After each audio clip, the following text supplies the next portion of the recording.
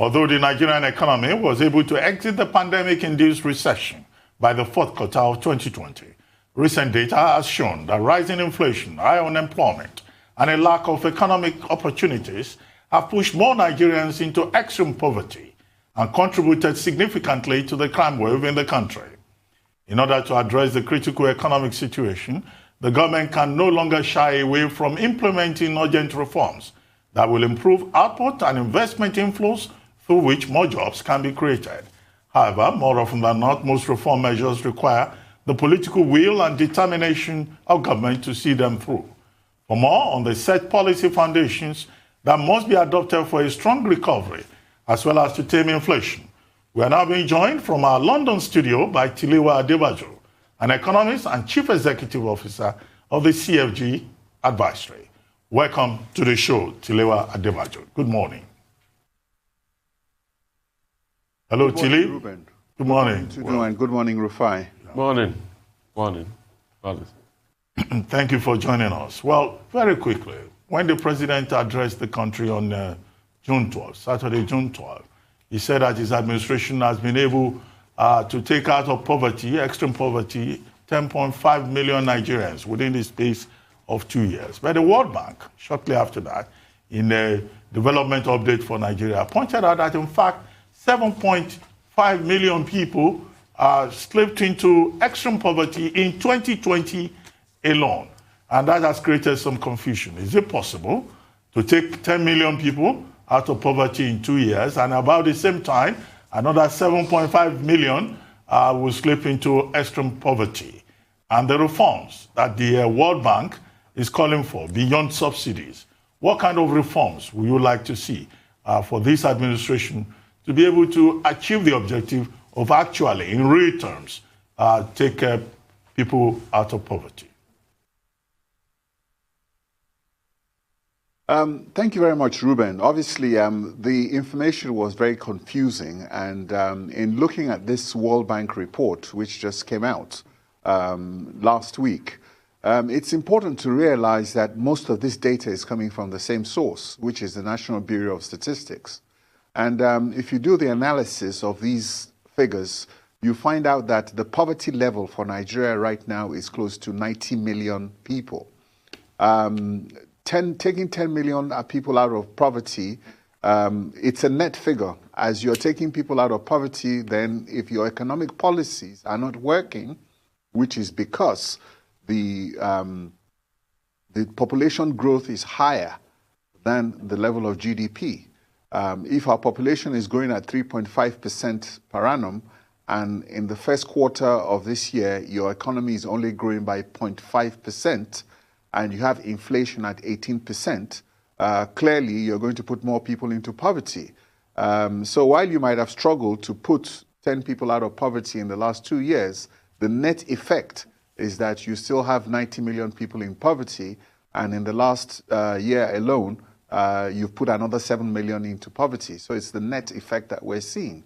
So right now you have 90 million Nigerians officially in poverty as a result of the fact that our GDP is not growing anywhere near the rate of our population growth. So I hope that clarifies that confusion from the president's speech on Saturday. Yes, it actually does. I needed that clarification.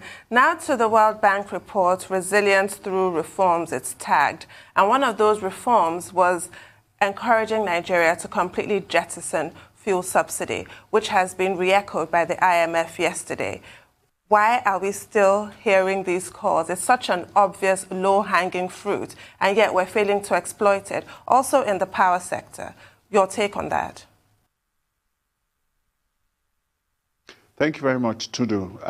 The subsidy issue in Nigeria is one of the biggest political problems we've had.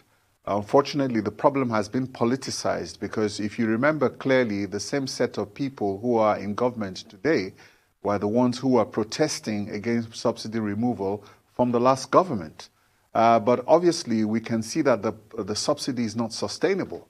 In the earlier presentation this morning, I think that Rotu said, you saw the NNPC GMD complaining about the rising fuel prices and how that's going to impact the subsidies The NNPC itself has said very clearly that it can no longer sustain its remittances into the Federation account because it has to pay for these subsidies. And the higher the petroleum prices go up, the more the NNPC will have to put aside for subsidies, and the less that is going to come to not only the federal government, but the state governments. So we're getting ourselves into this vicious cycle, and it's clear that one of the key structural reforms we need to make is the removal of the subsidy. And to reinforce this, I think the president's economic management team has also made that recommendation for subsidy, because clearly it's no longer sustainable. In terms of the power sector you've talked about, the government is also subsidizing the power sector to the tune of about $2 billion a year. And unfortunately, most of this subsidy is not going to the poor. 80% of that subsidy is going to the rich people that can afford to pay those electricity tariffs. So that needs to be scrapped, and the power sector reforms need to be put in place so that the distribution companies can make the necessary investments to make the grid more efficient. And more importantly, it's important that the government should privatize the transmission company of Nigeria to be able to make it more efficient, to be able to distribute. Because the problem we have in Nigeria is really not power generation. The fact is that we cannot distribute the power we're generating into the grid because the grid will collapse. So it's important that that aspect of the power sector is actually privatized for efficiencies and opportunities. All right, thank you so much. Great insights. A lot of people are asking, how can we stop this inverse Robin Hood economy we're on? Pretty much, Robin Hood will steal from the rich to give to the poor. But here, obviously, we're stealing from the poor to give to the rich, subsidizing and doing everything just for the rich to cushion the effect on their pocket. And secondly, World Poverty Clock.io says we need 0.3 people to be out of poverty every minute if we want to tackle this war against poverty. But apparently we're doing 4.2 people per minute going into the poverty ladder. How do we stop this? The issue of subsidy, I think we've said, is that the issue of the subsidies, I think I've discussed earlier. Subsidies are detrimental to the economy, and we have a situation whereby government is spending 90% of its revenues to service debt. Clearly, we're into a debt trap and a vicious cycle that is no longer sustainable. So it's important that the government drop these subsidies so that it can have significant revenues to be able to fund its operations on a day-to-day basis, because it is clear that the government is finding it difficult to right size. So that, for me, I think, as Tulu said earlier, is a no-brainer, and it's not something that we should talk about, and it's important that we ginger up the political will to get that done.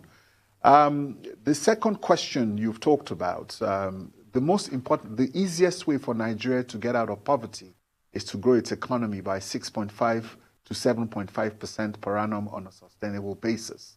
The problem in the last 6 years is that the best this economy has done in terms of GDP growth is just 2.7%. Meanwhile, for the last 6 years, the average economic population growth has been 3.5%. So what this means is that you're reducing income per capita of people. And from what the World Bank study said is that pre-pandemic, the survey said that 6 adults in every household in Nigeria went hungry. But this number has tripled to about 18. So we have a problem in that area, and the only way is for us to engage in structural reforms that will stimulate growth in the economy.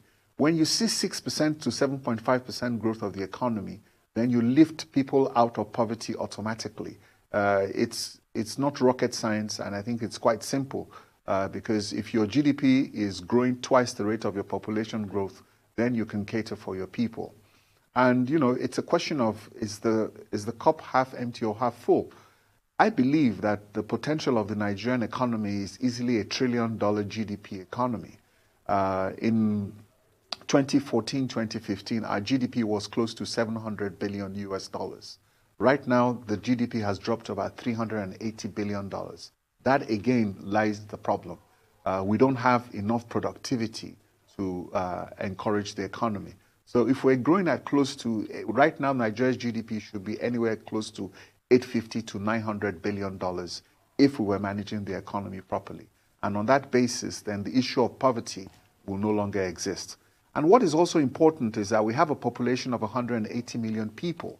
It's important that this population is an asset, not a liability. As an asset, you have a population of people that have purchasing power, that have ability to purchase things, to buy things, and to be able to stimulate the economy with growth. But if you have 180 million population of poor people, that economy fast becomes a liability. And this is where we find ourselves now, unfortunately. Well, earlier this week, we were discussing the contribution of Ben Akabueze, the Director of Budget, at the Development Update Resilience Through Recovery Reforms event organized by the World Bank. And what Akabueze said there simply, by way of summary, is that cutting governance costs will not make any difference in terms of, our government revenue. Do you share that view? And then some of the steps that have been taken, particularly with regard to forest reforms. This morning we were discussing with Rotus, and he brought the good news that, the CBN has done well managing liquidity, and hence the Naira has firmed up in the parallel market. But cost of government, what is the best way to cut, the cost of governance? That's very simple as far as I see it. I think that before this government came in, they campaigned on the fact that they were going to reduce the cost of the presidential fleet. A lot of it, I think, has to do with political will and leadership. Yes, if you have a corporation, a private company that is going through a recession, there are ways that you make sacrifices. Some of it is political, and a lot of it is symbolic. The presidential fleet was supposed to be reduced. The salaries of the House of Assembly members across board, statutory allocations, the judiciary, everybody should take a 10% pay cut or 15% pay cut. I think that is quite symbolic in terms of that you're serious about getting things done. An extensive study was done by Oronsoye, the Oronsoye report, as how to right-size government. I think that was a landmark report that received a lot of accolades. So the question is, what is happening to the implementation of this report? My own suggestion is the fact that we do not need to reinvent the wheel. We should take the Oronsoye report, we should review it, we should update it, and implement that report. And I think that gives you a comprehensive method of reducing the cost of governance. There's too much wastage in governance. And I think previous finance ministers have said that. And we need to find ways to be able to reorient government in terms of how spending is done. So I think there are ways to get it done, because if we don't do that, then something has to give, because this is the reason why, we cannot continue to fall back on ways and means financing. Right now, the government is in a vicious cycle. 90% of your revenues are going towards debt. For the last 6 years, you've financed your budget with a deficit. Right now, you've been financing ways and means since 2015. Right now, the level of ways and means financing is now $25 billion, which is 10 trillion naira. Now, that money is in the central banks or on the central bank's balance sheet. There are a lot of skeptics who will tell you that all the CRR deposits that the central bank is doing, they're just using the private sector's money to finance government. So we need to get out of this this quagmire, in the sense that the $25 billion that is on central bank's balance sheet should be refinanced properly as soon as possible, because the way we're going and managing the debt profile of this country is no longer sustainable. So something does have to give. If it's the subsidies that has to go, but I don't know, but something has to give. Yes, it's downright alarming. I read your recent article that was published in This Day, and I'm going to quote you here. The question that remains unanswered is how the CBN, out of step with its guidelines, funded 10 trillion naira, approximately $25 billion, to finance its budget deficit. Do you mind trying to answer that question yourself here? Yes. In order to answer that question, because I've spoken to the people also at the central bank to explain, exactly what is going on, so that we don't get this wrong. In February this year, the Debt Management Office published a report saying that there was 10 trillion naira or $25 billion worth of ways and means financing on the central bank's books that it needed to refinance, take it off the balance sheet of the central bank and put it into 10 to 30-year bonds into the open markets. After this announcement, we haven't really heard much from the Debt Management Office. The question is that by law, ways and means financing, which the Debt Management Office claims the central bank has been engaged in since 2015, that was even pre-pandemic, you are not supposed to borrow more than 5% of the previous year's revenue in any given year. And at any point in time, you're supposed to pay back that money that same year. So any ways and means financing that the government is borrowing should be paid back in that year and should not exceed 5%. In this case, however, unfortunately, we have seen that in some years, the funding exceeded 80% of the previous year's revenues. So obviously, the doctrine of necessity and the issue of the recession and the COVID would justify those CBN's action. But right now, it is important that we refinance these ways and means because it is also putting a very serious impact on inflation. As you can see, the central bank, inflation hit 18% about 3-4 years ago. The central bank brought it back down to 11. Now, because of these ways and means financing and the food prices, we're seeing inflationary pressures, which again is now beginning to be under control. So what we're saying is that the central bank and the finance ministry should recognize these ways and means financing and regularize this position because we are now out of a recession and things are getting to normal. So that is the situation of the ways and means financing. So it's still not clear where we are, and I think it's important that maybe you talk to the central bank and the Debt Management Office to be able to give you a better inclination of what the current position of that funding is. I mean, we're taking out a lot of debt in this administration. We've obviously ramped up the debt numbers. Number stands currently in the high billions. But a lot of people, from government will always argue that, oh, we're doing it, we're taking out this debt to be able to build infrastructure. But this infrastructure that is being built, most importantly, the rail lines, not the kind of infrastructure that fritters money back into the account and you can use to service your debt and pay for the debt. You still look for other means, probably government revenue, that most of that come from petrol. And the truth is, we all know how the market is now. So there's a downline. I mean, what should we do about the debt? Is this the time to bang on and build infrastructure that is not going to be able to service the debt long term? Well, I think don't let us overplay this issue of borrowing to fund infrastructure. Because I think the infrastructure projects are quite clear and very defined. We know the Lagos-Ibadan Railroad project was financed by about 2 billion loan from the China's Exim Bank. So we know the sources of most of the debt that's been borrowed for the infrastructure. And what is important is that these projects should be able to generate at least some revenue to cover some cost of the repayment of that debt. It might not be 100%, but at least some of the cost recovery should be able to go to maintain that infrastructure. But sorry to cut you into Tilewa. The minister argued here that there is no way in the world that rail lines make money to fund the debt that was taken to build rail lines. I listened to him. Yes, it's not that rail line makes money, but I think, I'm not quite sure. I saw a statement somewhere. I'm not sure if it's credited to him, that they were not using cashiers, but now what is happening is the fact that you're charging some amount of money, I think, on those train lines. And what we're saying is that that money in the least should be able to maintain that infrastructure. It should be able to pay for the maintenance and support services for that infrastructure. It might not be a profitable project, and that is why the World Bank and most of these loans are 30 to 40-year loans, so that you give yourself a long time to pay back.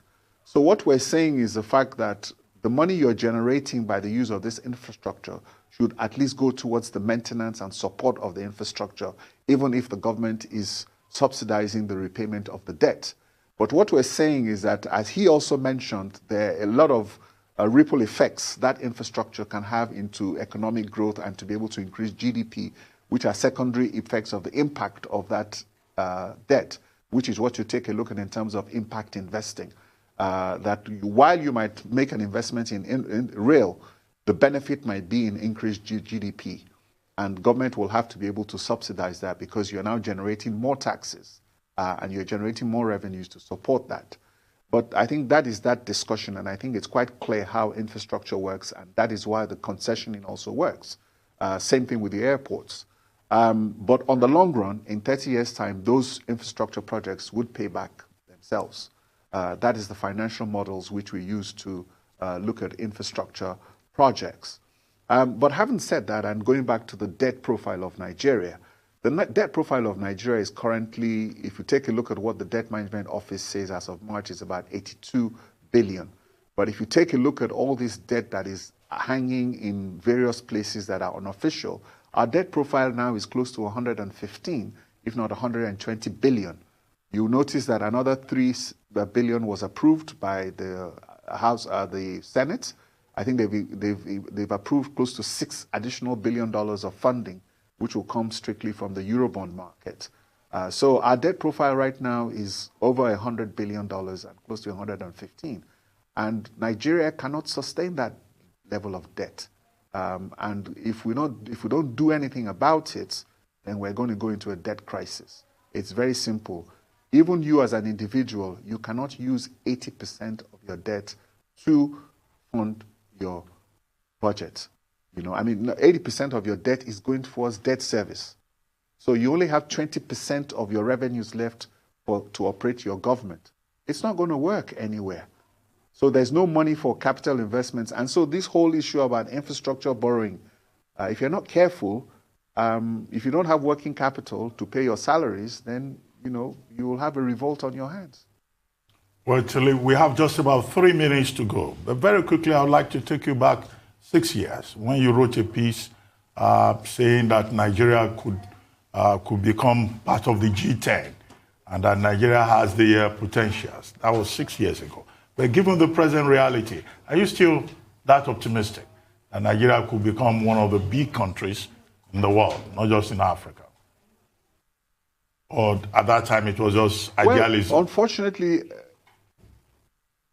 no, Ruben, I think, to be honest with you, and I think as I said earlier, I believe that the potential of the Nigerian economy is a $1 trillion economy. I don't have any doubt about that, especially if you take a look at a lot of the informal sector that we have not captured in a lot of the reporting that we're doing. I believe that the potential of this economy is $1 trillion. Now, if we do not put the right policies in place to exploit this potential and realize this potential, then that's a different issue. As far as I'm concerned, we have failure of economic leadership. And the reason why our GDP is not 800 billion today and is just maybe under 400 billion is because we have a failure in economic leadership and we don't have the political will to implement the policies that will get us to that level. I think it's as simple as that. But in terms of the potential of this economy as a $1 trillion economy, I don't have any doubt about that. Right. In the last 2 years that we have with this administration, what can they do? What are the sort of quick gains that they can get for their legacy? Because it's looking quite grim at the moment. Very briefly, we have about a minute left. Yes. The only thing this administration should do is let them complete their rail projects, the Lagos-Ibadan, Abuja rail line. Let them complete the second Niger bridge. Let them complete all the massive road rehabilitation projects, the Lagos-Ibadan, Benin, Enugu, Port Harcourt, Abuja, Kano, Kaduna projects. These projects, let them concession the airports. If they can complete these projects and the second Niger bridge, I think that will be okay for the next 2 years. And I think that at that point in time, you can give them a pass mark. But if you take a look at the projections over the next 2 years, we are expecting another 11 million people to go into poverty. So that by the time they're leaving the office, we're looking at over 100 million Nigerians that are going to be in poverty. So it's important that they complete that infrastructure projects because the economic legacy that they're going to leave is going to be nothing to write home about. 100 million Nigerians are expected to be in poverty in the next 2 years. Well, thank you very much, Tilewa Adebajo, for joining us on the morning show. Thank you very much indeed.